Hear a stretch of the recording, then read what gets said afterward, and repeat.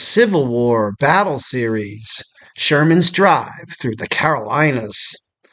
Union General William Sherman considered Judson Kilpatrick, his cavalry chief, a hell of a damn fool. At Monroe's Crossroads, North Carolina, his carelessness and disobedience of orders proved Sherman's point. Major General William Tecumseh Sherman had made a swift and steady advance through Georgia and South Carolina, and by late February 1865, his army was approaching Charlotte, North Carolina. This was a planned deception, however, to draw Confederate forces away from his real objective, Goldsboro, where two fresh corps of Union troops were waiting to link up with him. Sherman's actions convinced General P.G.T. Beauregard, commander of all Confederate forces in the Carolinas, that the Federals planned to attack Charlotte. Accordingly, Beauregard concentrated his forces in that vicinity. At the same time, fearing he would be outflanked, Beauregard ordered Lieutenant General William Hardee to evacuate Charleston and hurry to Charlotte. When the Federals halted their northward movement and started to swing east toward Cheraw, South Carolina, and Fayetteville, North Carolina, General Beauregard realized his error. He tried to send word to Hardee to turn east toward Fayetteville, but Hardee never received the message.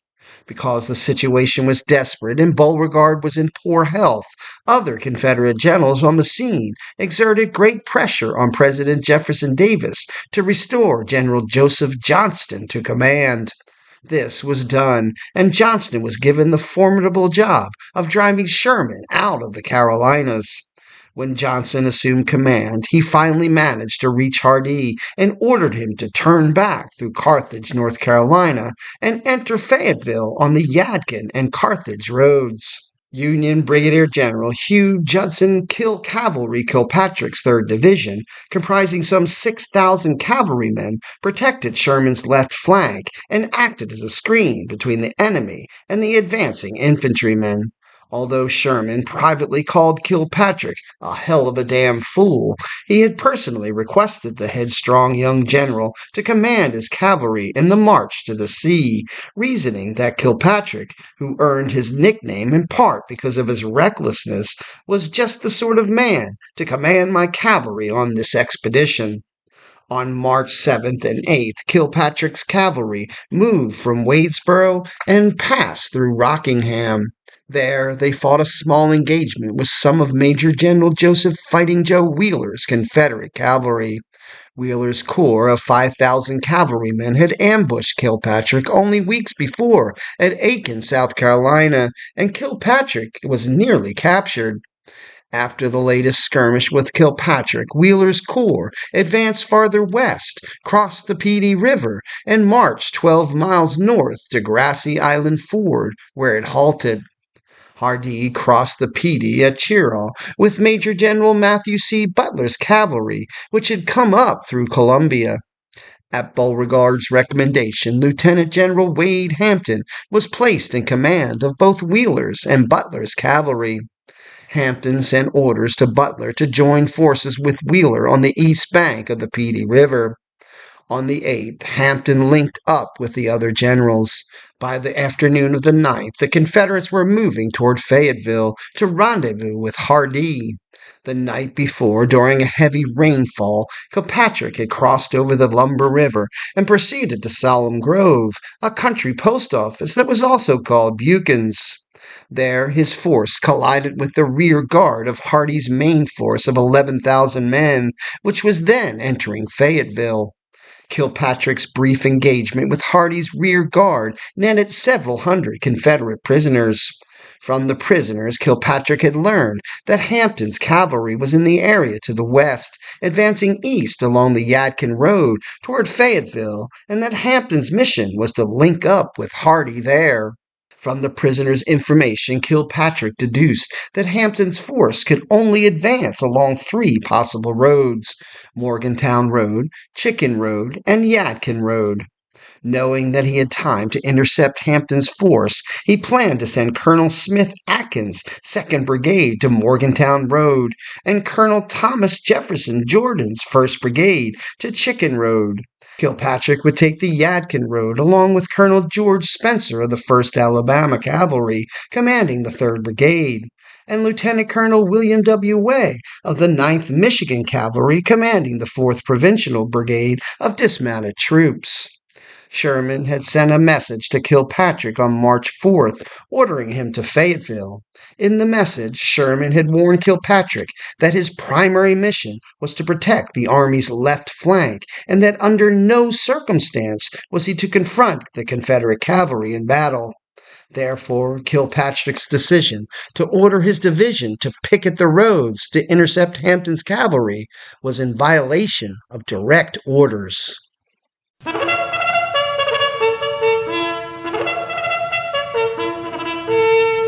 At about 2 o'clock that afternoon, Spencer's 3rd Brigade arrived at Solomon Grove and halted to let the rest of the division close up.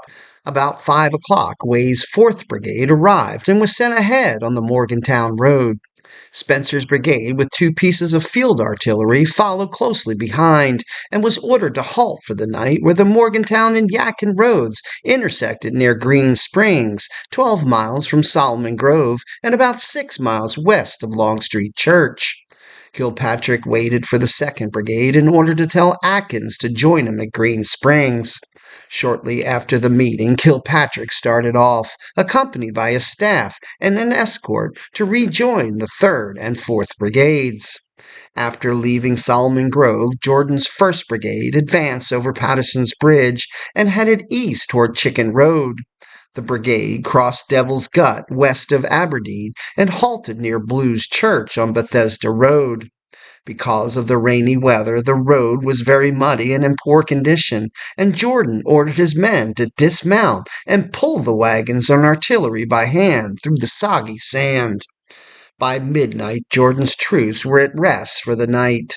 Small earthworks across the road from the church and behind the old cemetery protected the camp. Although some of the men rested at the church, Jordan stayed in Malcolm Blue farmhouse, only a short distance away. Other troopers camped in and around the farmhouse and reportedly killed every cow, hog, and chicken owned by the Blue family.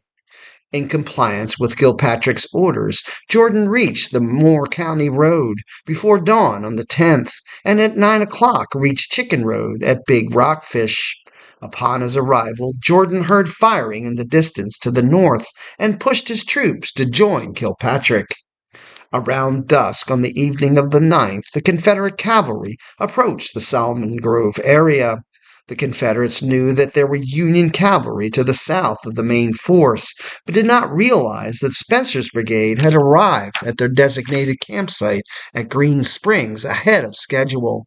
Hampton instructed Butler to camp at a farm a few hundred yards east of Green Springs.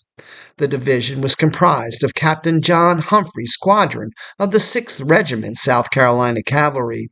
The front guard was Butler's brigade, commanded by Brigadier General Evander Law, while Wheeler's division brought up the rear. Moving toward the designated campsite, the Confederates traveled south from Yadkin Road onto a side road and then hit Morgantown Road. Humphrey abruptly halted at the intersection of the road to Fayetteville. The Confederate cavalrymen were now between Kilpatrick's 2nd Brigade, which was moving toward Green Springs, and the 3rd Brigade. Butler rode up to determine the cause of the delay, and Humphrey pointed out the signs that enemy cavalry had recently passed ahead of them. While discussing the situation, they all agreed that it was Kilpatrick's cavalry. Butler turned to see a squad of about 30 mounted men riding up the road. This small squad, approaching from the west, was Kilpatrick's personal escort.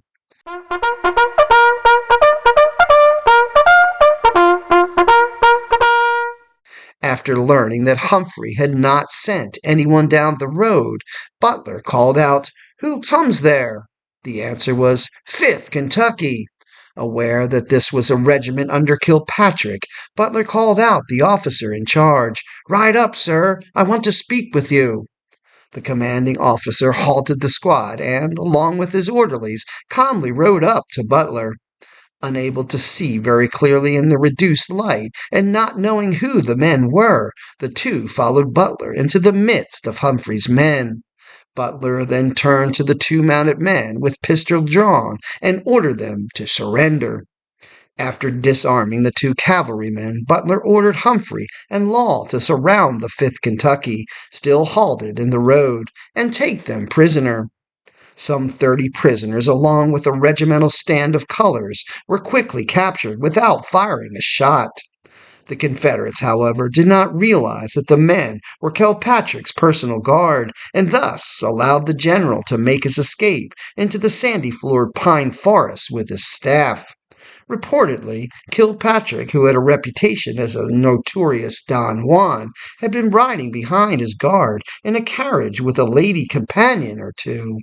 Although the true identities of these companions have never been determined, one might have been Marie Boozer, allegedly the prettiest belle in South Carolina. She had traveled from Columbia with Sherman's army. It was also reported that Kilpatrick had forced a Confederate prisoner, Lieutenant H. Clay Reynolds, to walk behind the carriage. Reynolds managed to escape later that evening. After Butler reported to Hampton what had occurred, the decision was made to attack Kilpatrick early the next morning.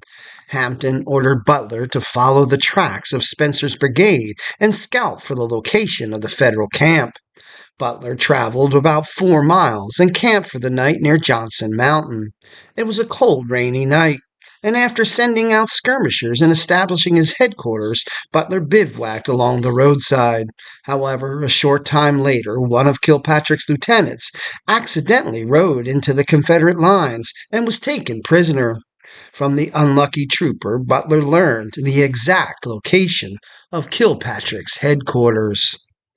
Kilpatrick's 2nd Brigade, commanded by Atkins, stumbled upon the rear of Butler's camp and turned back in an attempt to circle the Confederates by a southern route.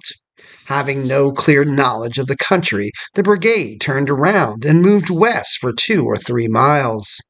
Atkins then turned off to the south and again tried to encircle the Confederates, but he ended up in the Piney Bottom and Juniper Creek area and failed to reach the Monroe farm to participate in the battle. Jordan's 1st Brigade also failed to reach its destination and was now at Rockfish Church, west of Aberdeen.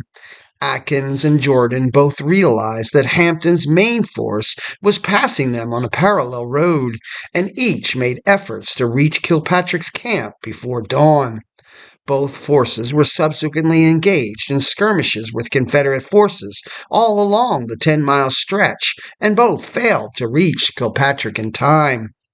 Kilpatrick was now actually cut off by the very Confederate forces that he was attempting to surround, and had only a third of his division present at the Monroe farm to face the enemy.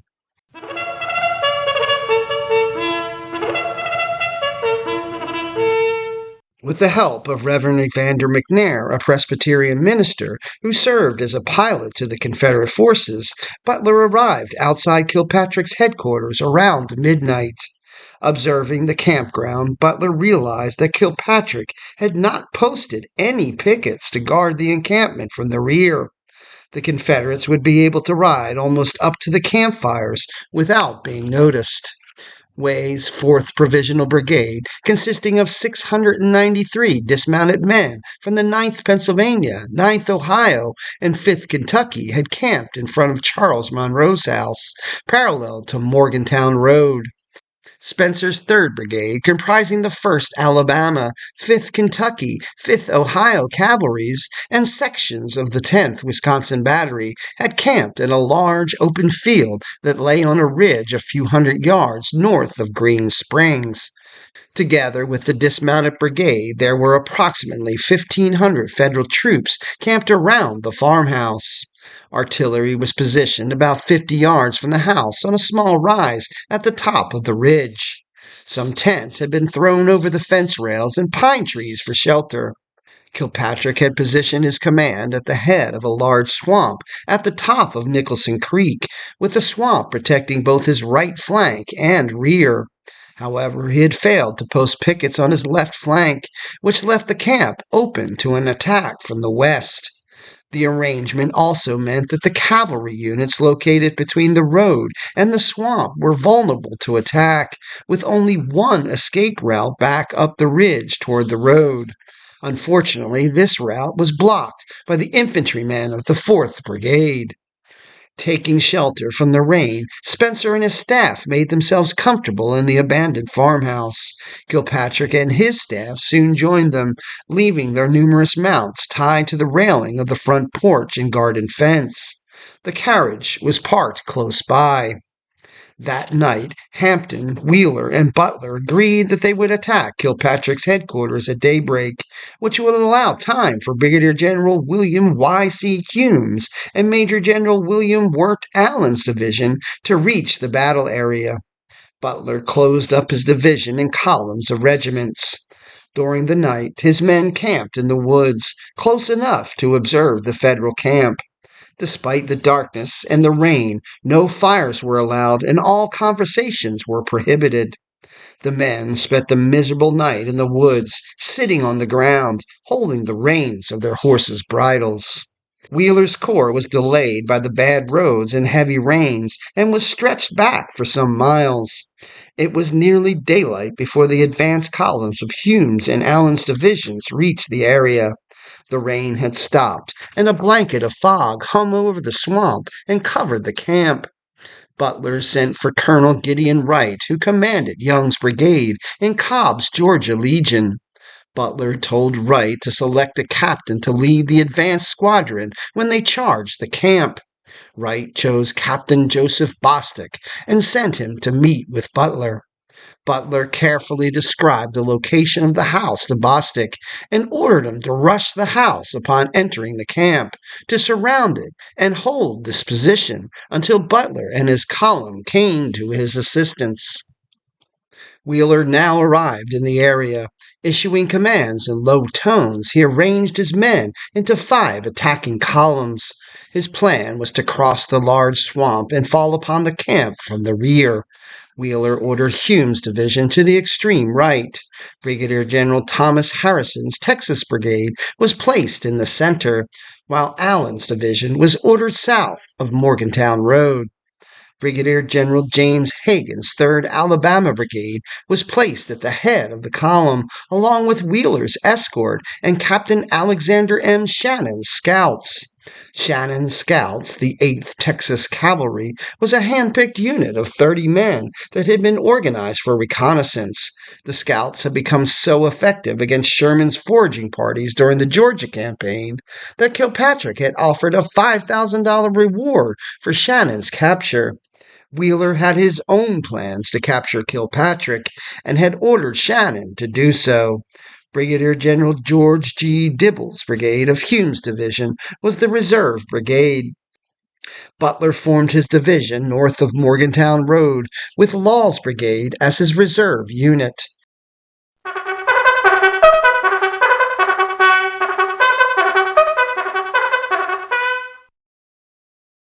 The plan of attack was simple, with Wheeler to the right and right center, Wright to the left center, and Butler's division on the left. Their lines would form a circle almost enveloping the camp. In the rain and darkness, they moved their main force within 600 yards of Kilpatrick's camp. Before daylight, Hampton asked Wheeler to take command of his and Butler's cavalry. Hampton would wait in reserve with Dibble's brigade. Wheeler thanked Hampton, mounted his white horse, and rode to the center of the attacking brigades. With the center brigade directly in front of the swamp, Wheeler raised his pistol, gave the command, "Forward!" and started for the camp. At the same moment, Wright gave the order to mount. Wright was the front brigade, followed by Butler with the rest of the left flank. Kilpatrick had awakened early in the morning and had stepped to the front door of the house. Dressed in his underwear or nightshirt, he looked out to see if his horses had been fed. Most of the camp was quiet, and his troops were still asleep. The buglers and drummers stood in the farmyard ready to sound reveille. All were unaware that in the stillness beyond the pine trees, death was coming for many of their comrades. At that moment, the Confederates galloped into the camp, screaming the rebel yell and firing their pistols.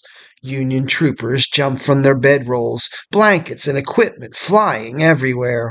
Men in nightclothes scurried in all directions, grabbing their carbines and pistols and running for cover in the swamp.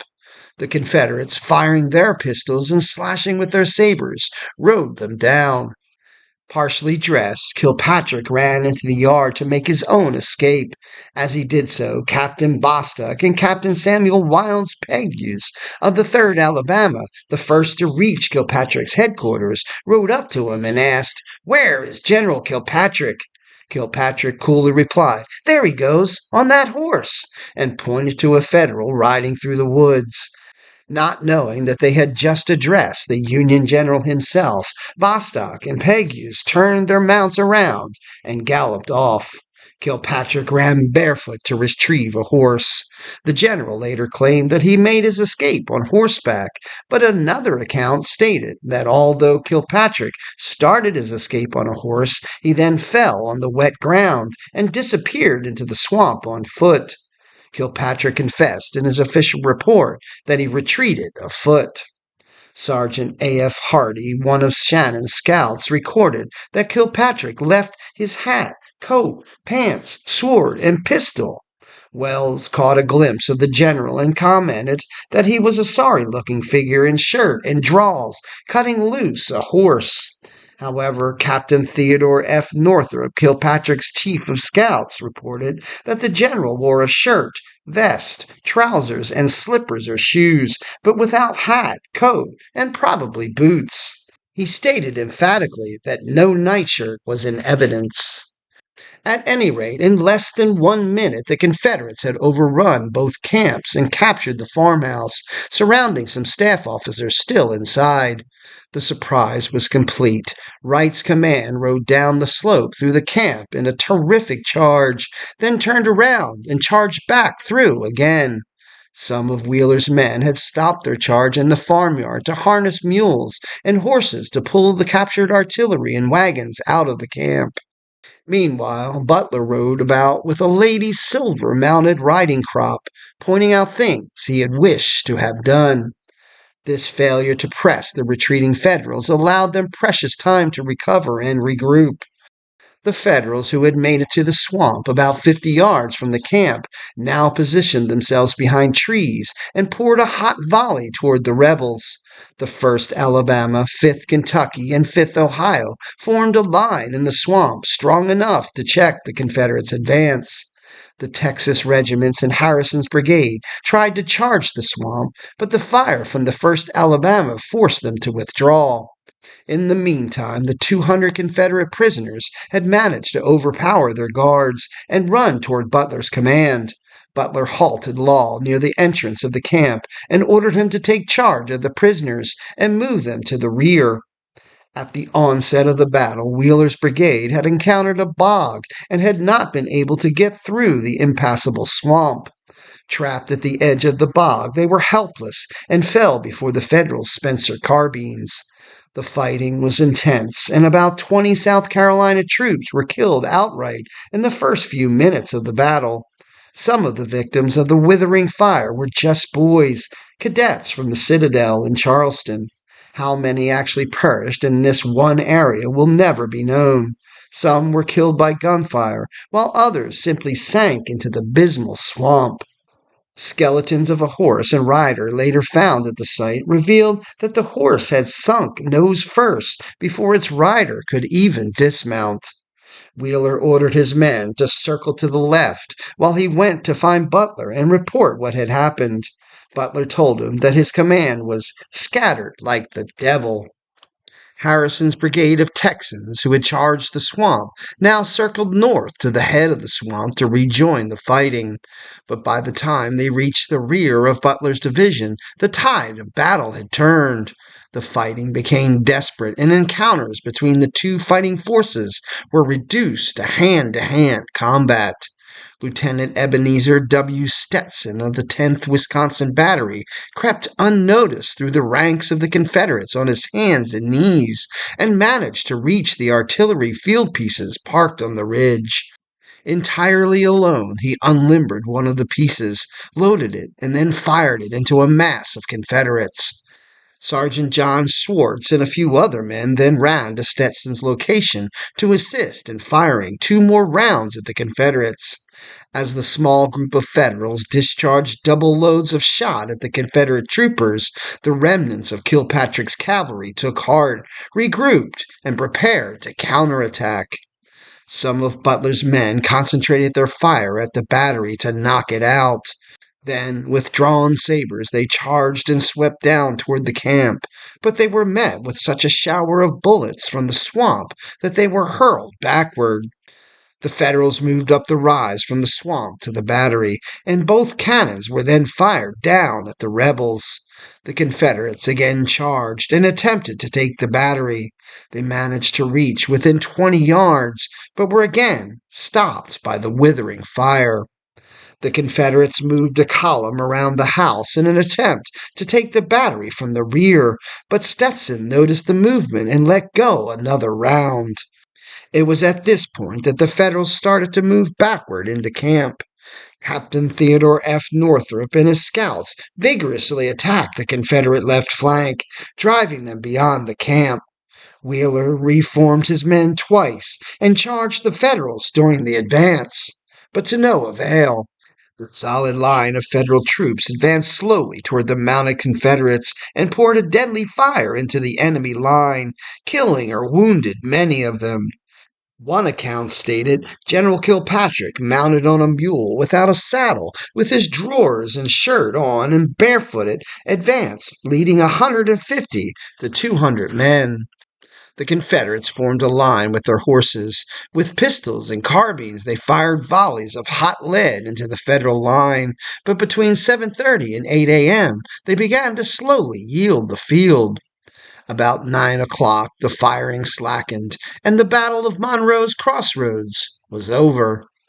Kilpatrick ordered no pursuit. His troops were not only exhausted, but also out of ammunition, and most were only half-dressed. Instead, Kilpatrick remained on the battlefield until about 3 p.m., burying the dead and caring for the wounded. The Monroe house was used as a hospital, and the dead were buried in shallow pits and covered with white sand. Late in the afternoon, Kilpatrick ordered a cavalry division to march to the point where Chicken Road crossed Little Rockfish Creek. There they built a circle of log breastworks and camped for the night. Several of the mortally wounded died and were buried there. Spencer's 3rd Brigade rode about 5 miles in the direction of Fayetteville, where he joined Kilpatrick's other 2 brigades and camped for the night.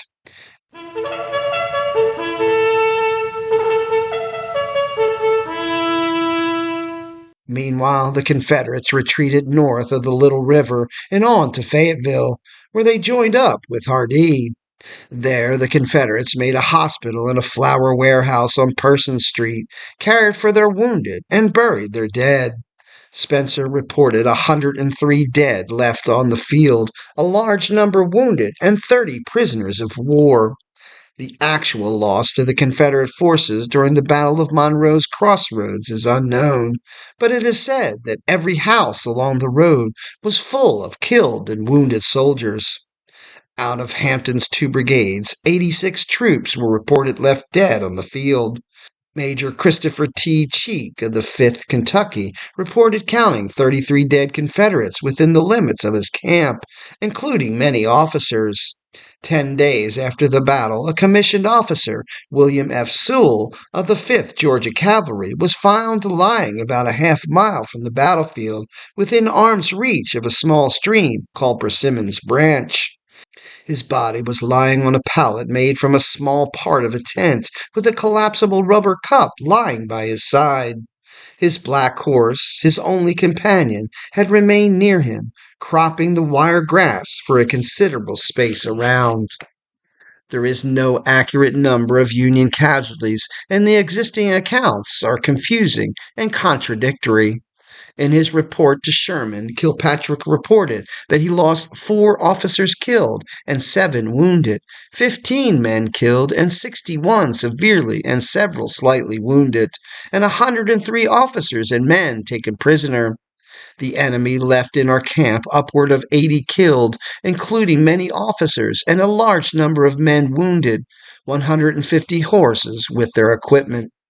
Kilpatrick also lost around 30 valuable horses from his headquarters, including 4 of his own personal mounts, 2 fine stallions, 1 a little spotted horse, and a large gallant black, and a piebald, and a bay.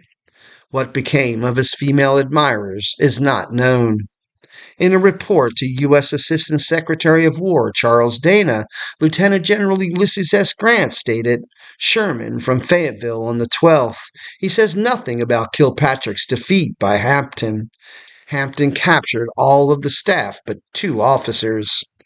The limited statement of fact was publicly released on March 17th in the New York Times, doubtless to Kilpatrick's great chagrin. Months after the battle, the remains of the cavalrymen who had been buried hurriedly were partially exposed by the rain and wind. Fleshless faces peered up from one grave, and bony hands stretched forth from others. Soon after the war ended, the Confederate dead were reburied by local citizens. Under the leadership of Captain John McKellar, John H. Curry, and others, the bodies were given a proper burial. About 30 to 35 unknown Confederate dead, who fell during the Battle of Monroe's Crossroads, were buried in a mass grave at Longstreet's Church Cemetery, marked with a simple marble shaft bearing the inscription, Confederate Soldiers. The remainder were removed and buried in the Fayetteville Cemetery. The Federals killed during the battle were interred on the battlefield. In 1921, the Quartermaster Corps at Fort Bragg identified 33 Federal unknown graves with markers throughout the reservation. Today, the battlefield site is an artillery impact area at Fort Bragg. The farmhouse has since burned, and the gravestones are hidden throughout the woods. About 200 yards west of where the house and old road once were, 27 Union soldiers are buried in 3 graves. One soldier's grave lies separate from the others in an isolated area on the opposite side of where the house stood. There is no explanation why this grave is by itself. It's your history. Learn it, know it, and love it.